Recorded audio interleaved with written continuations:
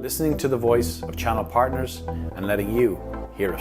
Channel Voices, the voice of the channel to the channel.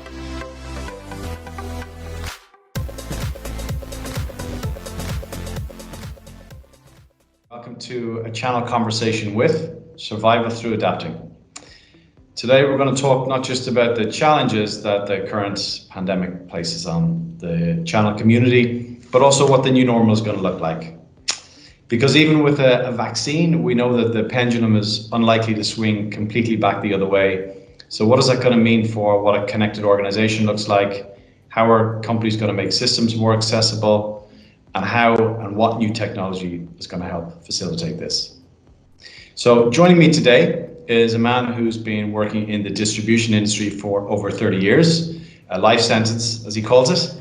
He heads up the delivery of the pre-sale services for Ingram Micro's advanced solutions business and covering vendors such as Cisco, HPE, Dell, EMC, and Vertiv. Paul Jeffries, you're very welcome. Good to have you on board. Hi, morning there, or afternoon or evening or wherever this is playing. So good to see you, Simon. You know, with that mix and that balance of bad news and good news, what do you think this has led to in terms of what your resellers are seeing on the ground? So from a reseller perspective, I think when we look at our partners or resellers, whichever you because obviously we have a mixture, some of them have actually done okay. So I think it very much depends upon which areas they've been focusing in. But I think from an impact perspective, a lot of the reseller businesses, particularly the smaller ones, will feel and continue. They would have been, those that have got cash reserves will be feeling more comfortable than those that have cash flow issues. And I think as we continue to move through this year, that is going to continue to be a problem, especially for the smaller partners. And I fear that we're going to see a few of them fall by the wayside as a result of that. And the ones that are able to change their business model, the ones that are able to find business which will keep them going, to make adjustments to their business, will be the ones which will come out so much stronger. So credit and cash flow is really, really important. And actually Ingram Micro are very good with their financial services, which we can offer, which I might talk about later, because we want to help our partners through this difficult time. Of course. And there's some vehicles that we can use to help them do that. So, but order pipelines, for example, the order pipelines for our partners are mixed and varied. Quite a lot of them have seen a significant drop. Some of them have been very, very good. I mean, if you look at the technologies, for example, as people have moved their staff towards across industries, move their staff towards home working, there's been obviously a real upswing in devices to help them with home working. And as you'd probably expect, but it's all the wraparound stuff for that. It's the licenses for the software, it's the security, it's the headsets, it's the collaboration software. It's all those bits and pieces that are required in order to actually keep them going and make them productive. And that's the difficult piece. So that's been okay. But obviously you look at services revenue, a lot of these partners are services driven. And if that's field service driven, that's really difficult because a lot of the offices are closed. So you can't do anything. So that's a major impact, because that tends to be better from a margin perspective for partners. And clearly organizations before have been a bit uncomfortable about moving their workforce to work, to allow them to work from home. And I can understand some of that. But what is amazing is that, even some of those organizations say, oh no, over my dead body, I'm not going to do this. Actually, what's happened is they've realized that people can be productive. It's just providing the environment's okay, providing it's clear what those people are there to do, and they're able and they have the tools to do it. It can work, but it doesn't work for everybody, which is obviously that's the challenge around, what happens when we get out of this, and what we do around the offices and how we use offices. So, but there's definitely been changes. Yeah, what are the key? What do you think the key technologies? You know, if this becomes more of a norm, where more of devices, more of IT is located, in non-IT hubs, what are the ways that organizations will become, stay connected, securely? What are the technologies that they'd be looking at? So, so let's just so looking at it. So there's some key things here. So we've got to think about how people are connected. We've got to think about how they communicate, how we and how they access the systems they need to access, to do their job fundamentally. Yeah. Whatever that will be, if it changes. And from being you need to be able to connect from anywhere. So, and you look at things, some amazing technologies which are on the bleeding edge, which could radically change the way that we work. So today, we're great. We can work from home. Some people can obviously work using smartphones in all sorts of other places. If you've got a phone signal, you can do stuff. But at some point, everywhere in the world will have access to data services. Using technologies such as, for example, Starlink, for example, when that gets going, all those sort of new technologies coming out will give us some fundamentally changed environments, which we could be sitting in the middle of on top of a mountain, for example, doing our work if we really want to do that. And for some people can do, if they've got a phone signal, but significantly better data connection. So these things are going to change the way that we operate. But connectivity is really, really important. We need to make sure that people have got the right devices, they've got the right home environment, and it's secure. So, obviously VPN, anti-malware, and all that data security stuff is really going to be important. And I think as we've scrabbled around to try and get people to work from home, now the time is to actually make sure that environment is secure, is safe from a data perspective, from a business perspective, because we cannot afford our organizations can't afford to have any significant breaches, and normally we've got some very good controls in an office environment, but as more people work from home, potentially there's more risks, so we need to make sure the right things are in place to stop that from happening. So, and the other thing is flexing your network. So so Cisco, for example, has got their software defined environment, which really allows companies to flex the network capability to ensure that the resources are placed in a way which meets their demands are, so that, for example, this massive switch from office to home, or from which branch to that branch, etc., the network can adapt to this. And it's really, really important that organizations try and adopt some of these new technologies. So there's all these sort of areas which are really important. So but then you've got collaboration tools. I mean, we've already seen, whether it be Cisco's WebEx, whether it be Microsoft's Teams, whether it be Zoom, which seems to be used for loads of things.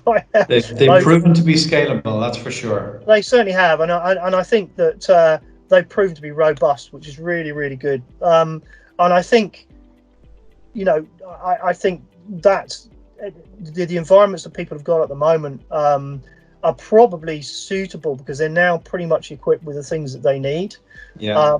But they will probably just need to enhance that. So you'll start to see probably organizations embracing that technology in a much more permanent manner, I think. So that's really important. And then you've got accessibility. So accessibility to systems. So a lot of organizations have already adopted quite a lot of software as a service tools. So, if you look at Microsoft Office 365 and various like that, you can see that's rolled out significantly across the world now.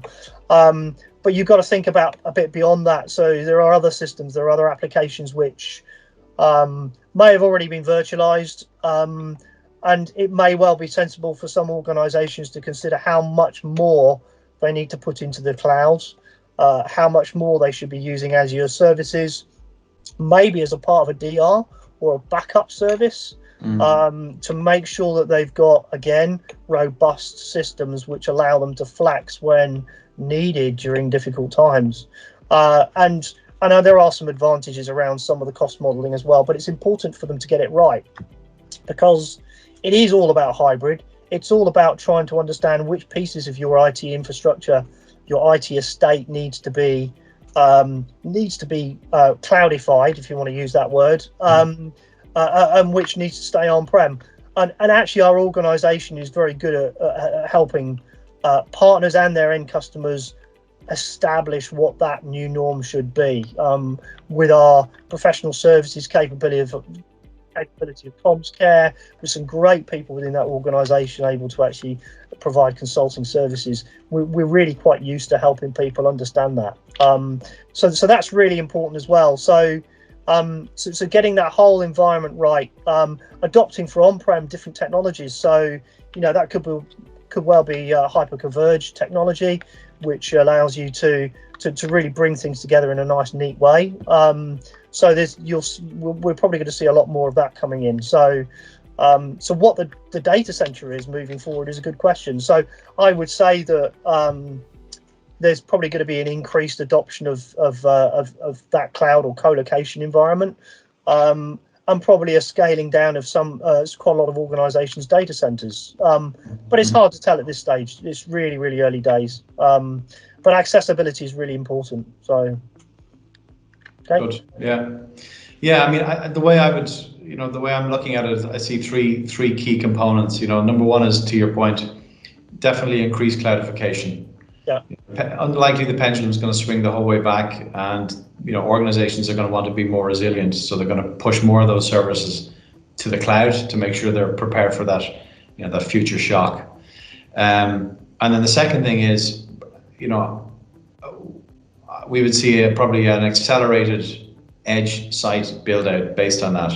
As more and more of that IT and more of that data and information is required further away from central hubs.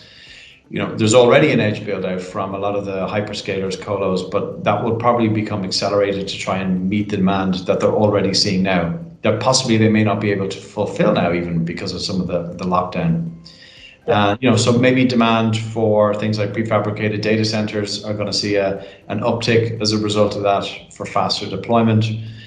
And then the third aspect is probably widening the residential telecom bandwidth. Absolutely right. Yes. You see obviously the operators are seeing a complete switch from going to main business nodes to residential ones, and it seems, as you said earlier, in the main part, the network is coping. In the main, the network is coping. However, when you talk to people close to the industry, they say it's coping now, but most of the equipment that's running close to these, edge network is running at 100% capacity. Yes. That's okay when it's not summer. When it's summer and the temperatures increase, that may change. And also, you don't want to touch a network that's running at 100% capacity. You want to leave, like at Christmas, where there's moratoriums on maintenance. So Absolutely. They will definitely need to I think, build out the capacity on the bandwidth of the networks at that point.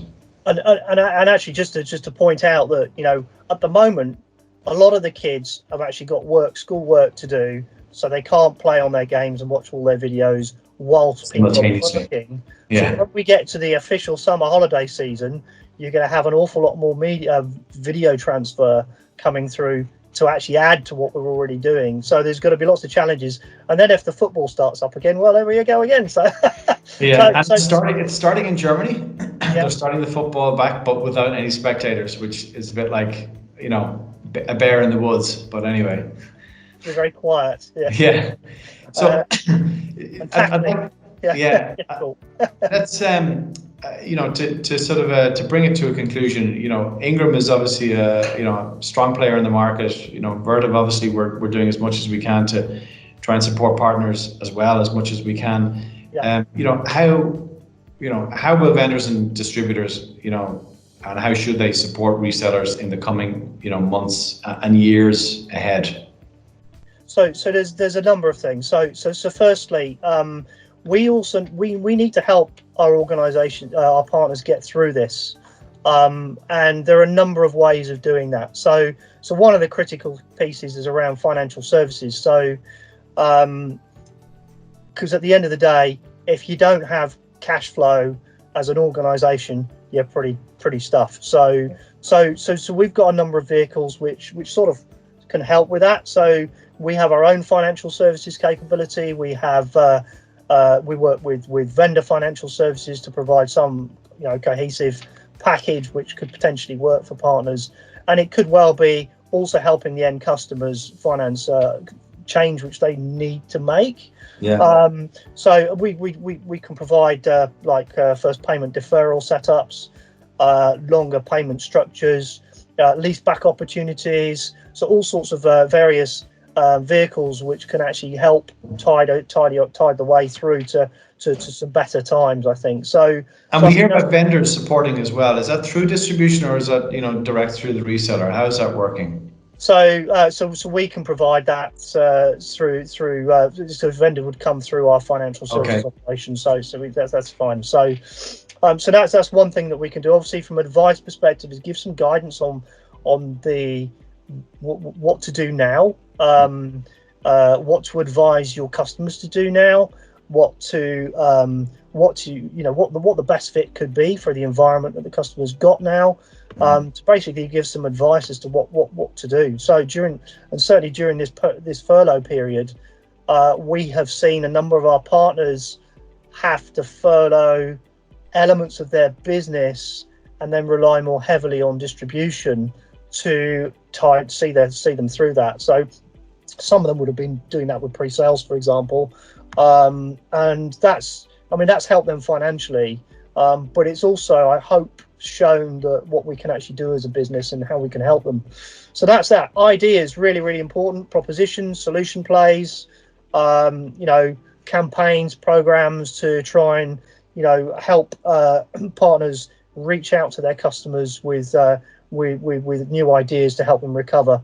And services as well. So I think you're hit the nail on the head when you talk about ideas. It's like what new ideas or what new things can you bring to existing customers, and also help them see what is going on in the market, so they're focusing their efforts on where there's potentially revenue and not going after the same things where there just may not be any. Absolutely right. And there are there's some changes coming, or were coming anyway, which may well become more and more important. So we look at how organizations need to be effectively smarter. So I don't know whether at home you use any smart home setups or anything like that. Smart heating, smart solar, and all the usual stuff. So we've got various automated things here. But organizations need to be smarter. So that could well be a smarter office, for example. So depending on how the office is being used, it could well be that there needs to be some environmental controls which are more automated, which are able to adapt the environment to the number of people that are in it, or when they're in it, in a much better way. It could well be, whether it be the heating, whether it be the air conditioning, whatever it is. So a number of those things so smart offices are important, smart buildings. So at a much more macro level, changing the whole building environment, and again, all of those controls. What about smart cities? Just again, looking wider, much wider than that. So a number of technologies will come to the fore and will become more important. And IoT, IoT devices will be really, really important as well. I mean, one example being that we're working with an organisation around heat tracking, so thermal tracking, using a combination of Cisco technology and their own software. So looking at those things which become really, really important at the moment. So it's looking for those opportunities, and of course data centers as well, because as you scale up and scale down your data center, you need to be able to change the environment in that one as well, in order to make sure you can just gain as much efficiency as possible. And then you see other areas. So, for example, data science. I watched something the other day about a pizza company that had actually used data science to predict what pizzas were needed. Okay. In such a way, and you never would have thought it. It's like, yeah, okay. And has significantly reduced wastage as a result of it. Wow. So all of these never thought about that. So all of these areas will become more and more important as we move through into the next 2 or 3 years, or maybe beyond that. Yeah, absolutely. Yeah, I mean, it's like all these things. Some of the things bubble to the top, and security is coming up as something that's bubbling up to the top.